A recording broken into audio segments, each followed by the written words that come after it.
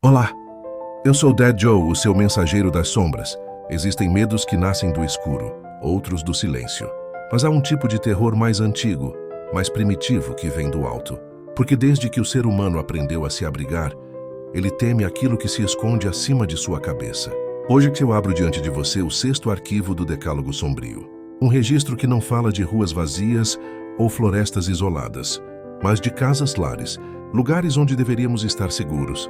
Este é o arquivo da Garota do Teto. Os primeiros registros surgem de forma fragmentada, quase como se alguém tivesse tentado apagar os rastros. Em 1893, na região interiorana de Minas Gerais, documentos de uma antiga fazenda mencionam ruídos noturnos vindos do forro. Não eram ratos, não eram pássaros. Os sons tinham peso, ritmo, intenção. O responsável por anotar esses acontecimentos foi um escrivão chamado Álvaro Nogueira, enviado para registrar reformas estruturais após sucessivos desabamentos parciais do teto. Em seus escritos, ele descreve algo estranho: marcas de unhas nas vigas dispostas como se alguém tivesse se arrastado por ali, de cabeça para baixo.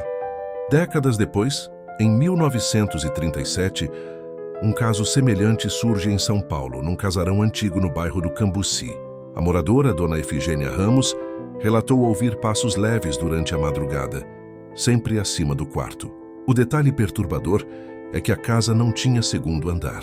Os vizinhos diziam que ela estava enlouquecendo, até que, numa madrugada fria de agosto, todos ouviram o grito. Quando a polícia entrou na casa, encontrou o quarto intacto, a cama no lugar, as portas trancadas, mas o teto estava arranhado por dentro, como se alguém tivesse tentado sair. A partir desse ponto, os relatos se repetem com pequenas variações, mas sempre com os mesmos elementos: casas antigas, silêncio profundo e a sensação de estar sendo observada de cima. Crianças são sempre as primeiras a perceber. Elas apontam para o teto. Dizem que tem alguém ali, alguém que anda devagar, alguém que sorri no escuro. Em 1962, no Paraná, um padre chamado Augusto Leal mencionou em um sermão algo que não estava em nenhum texto bíblico. Ele falou sobre a menina que não cai, uma entidade que se recusa a descer, porque o chão, segundo ele, é onde os vivos estão. Foi nesse mesmo ano que o nome começou a surgir de forma recorrente nos relatos orais: a Garota do Teto. Ninguém sabe ao certo quem ela foi em vida. Algumas versões dizem que era uma criança trancada no sótão.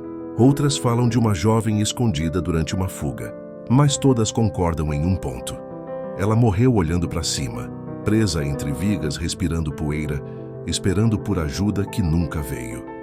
E quando alguém morre assim, o espírito aprende novos caminhos. Ela não desce, ela não corre, ela espera. E quanto mais você ignora os ruídos, mais perto ela fica. Em muitos casos documentados, o último som ouvido pelas vítimas não vem do teto, vem de dentro da cabeça. Uma respiração que não é sua, um peso invisível sobre o peito, e a certeza absoluta de que, se você olhar para cima, ela vai olhar de volta.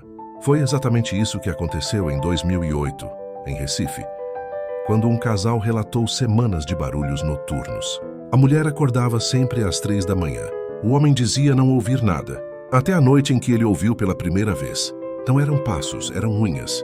No dia seguinte, ele desapareceu. A casa permanece vazia até hoje. E é aqui que eu preciso te lembrar: este arquivo não surgiu sozinho. No capítulo anterior, eu falei sobre o homem sem som, uma entidade que só pode ser ouvida quando já é tarde demais. A Garota do Teto é diferente. Ela quer ser percebida, ela quer ser notada, porque toda vez que alguém olha para cima, ela sabe que venceu. Ao longo dos anos, pesquisadores do oculto tentaram encontrar padrões. Descobriram que a Garota do Teto aparece com mais frequência em casas construídas antes de 1950, especialmente aquelas com vigas de madeira expostas. Mas a estrutura não é o que a atrai. É o hábito. Ela se alimenta da rotina, do sono profundo, da falsa sensação de segurança. Relatos mais recentes, de 2016 até 2022, indicam que a entidade não precisa mais de casas antigas. Pessoas em apartamentos modernos começaram a ouvir arranhões vindos do forro. Técnicos não encontraram nada, mas os moradores nunca mais dormiram da mesma forma. Uma gravação de áudio feita em 2019 captura algo perturbador. Após minutos de silêncio absoluto, um som fino, quase infantil, atravessa o microfone. Não é um arranhão, é um riso contido.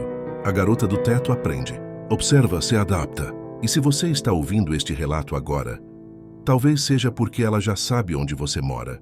Antes de encerrar este arquivo, eu preciso te dizer algo. Não como narrador, mas como alguém que caminha nas sombras há muito tempo. Histórias como essa só continuam existindo porque alguém decide escutá-las. E este canal só continua respirando porque você está aqui. Se essas histórias te alcançam, se o silêncio te incomoda, então ajude esse ritual a crescer. Curta este vídeo. Comente o que você sentiu. Compartilhe com quem ainda acha que está sozinho no escuro. Cada interação é como um sussurro contra as sombras. Cada apoio é uma luz fraca, mas necessária. Explore os outros arquivos do canal. Outras portas já estão abertas. Outras presenças esperando. Agora, se inscreva no canal Decálogo do Dead Joe, porque enquanto você dorme, eu continuo vigiando. Eu sou o Dead Joe. E este foi o 6º capítulo do Decálogo Sombrio. Se ouvir algo no teto esta noite, não olhe para cima.